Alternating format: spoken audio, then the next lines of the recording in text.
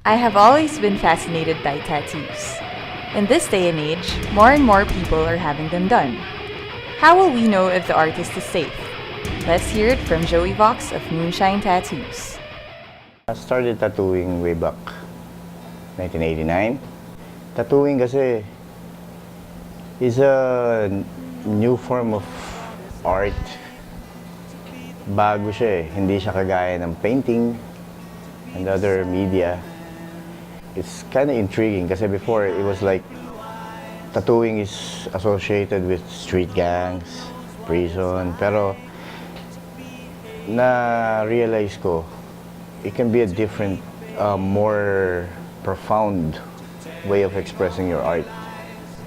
Siyempre, you have to consider a lot of things. Number one, kailangan sanitation. Lahat, your workstation has to be clean.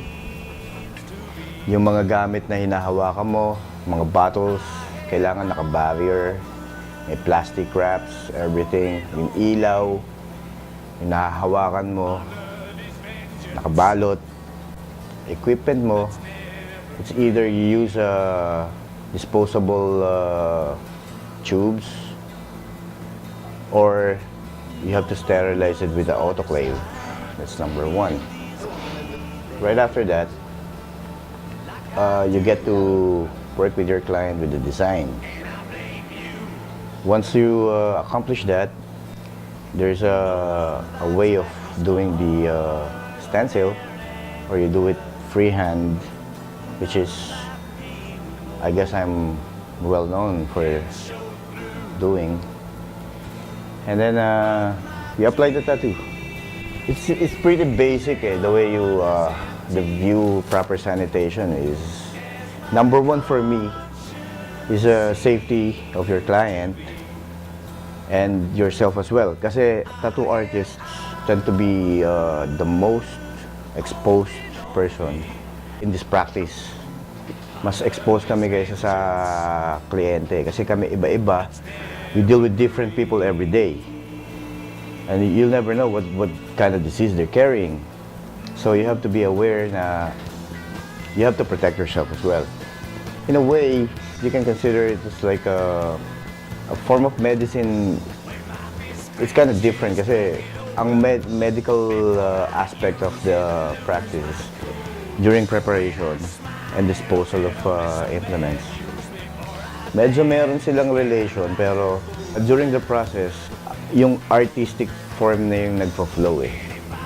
So, medical aspect of it is during preparation and disposal of your implements na ginamit mo.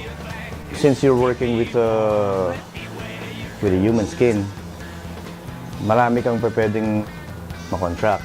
That's why it's really important to protect yourself. There's HIV. Number one is hepatitis. Kasi hepatitis can stay and live longer yung virus na. The only way to properly sterilize your equipment is by, like I said, autoclaving it. It's the medical standard for it. Maraming diseases na pwede ka makontract. So you have to be aware of that. You have to be careful. Hindi basta-basta. You have an equipment, nakabili ka ng cheap na equipment, banat ka na agad. You have to invest in something that will protect you, like sterilization equipment. That's number one priority. Needles, medyo maraming issues sa needles na yan eh.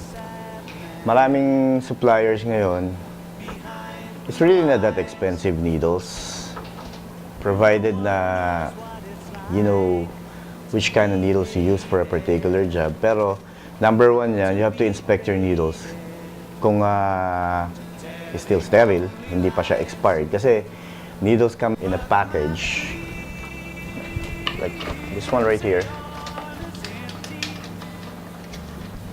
It shows you kung kailan yung expiration date niya. Inspect the package kung nabuksan na siya kasi it's EO gas sterile. So once it's tampered with, then it's non-sterile already. You have to throw it away. Same as yung mga disposable na mga tips, tubes, something like this. You have to inspect the packaging. Pag hindi na siya good, nabuksan, tampered with, butas, throw it away. You don't have to use that anymore. The person approached me, meron siyang bald spot, which is, sabi ko, we can do something about it. Pero, you have to live with it for the rest of your life kasi hindi entirely siya bald eh. I did a pointillism style, which is like dots simulating hair follicles growing. Pero, once that bald spot grew, expanded, you have to continue along. Kailangan mag-expand din yung tattooing mo. So you have to live with it. So, okay naman siya. He accepted the consequences. I checked on him later after siguro mga 3 weeks, which is the standard time for a tattoo to be healed. Hindi naman siya, it was a successful application. It was good. Choosing the right artists. Siyempre, check on them. The general appearance of the artist. Do you want his hands touching you? Is he clean? Does he say bad things about other artists? Your style. Titignan mo muna, number 1 dyan, yung style niya, if it fits what you want. When you're about to begin the process of applying it on your skin, titignan mo yung sanitation.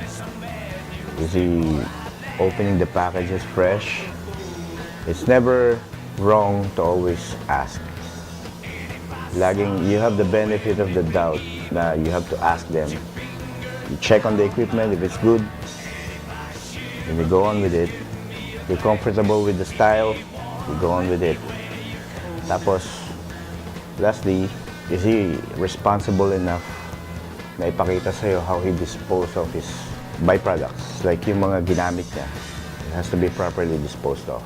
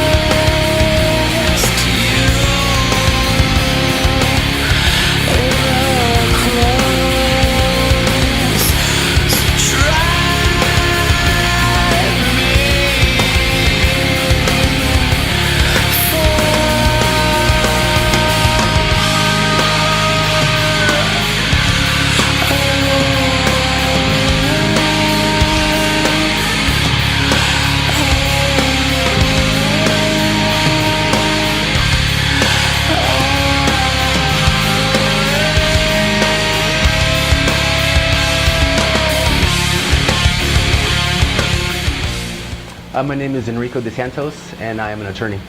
I needed some touch-up work done on my right arm that someone else had done. I was impressed by the work he did on my friend, who used to have pretty much the entire Looney Tunes character, all of them, on his arm. And Joey covered it up extremely well. I'm to the point where it's complete trust now. I don't even have to know what the picture looks like. I just say, okay, go. I just want a Virgin Mary, or some scales, and then she does it freehand. The Virgin Mary is for my mom. Most of the sites where she's been at, it's been Virgin Mary's house. The scales are for my occupation, and the three-legged frog is basically for prosperity. I'm Janice Factor, owner, proprietor of Tattoo Republic Supplies. Actually, this is not a choice. This is my husband's hobby as a tattoo collector. We started the business dye shop in Palau. Then after that, nag-open ako ng tattoo shop in Palau. Then pag uwi namin ng Pinas, we found out na walang tattoo supplies sa Boracay. That's where we started last year. Tattoo Republic mission and vision is to help Filipino tattoo artists to avail very affordable tattoo items. For the tattoo needles, we have our own box, our own needles, which is a blue dot safety protection for the client. This is a blue dot, that means sterile. So, sterile siya. Then, make sure lang na for the artist, make sure that you know that this is sealed. And dun sa magpapatato. So, once you need to open this one in front of the client. So, alam nila na talagang fresh na open to sa harapan nila. Much better for your safety also. For the inks, we have different kinds of inks. These are the colored inks. We have the gray wash, black, and white inks also. And we have now inks for the cosmetic. So, ito yung bago natin ngayon. Tattoo Republic ang distributor for cosmetic ink. So, this one is really made for the cosmetic. Actually, meron silang certification, this one from the Germany, yeah, that this is safe to use also. Tattoo Republic supplies branches in Palau, in Manila, Boracay, Cebu, and Baguio. So visit us, please.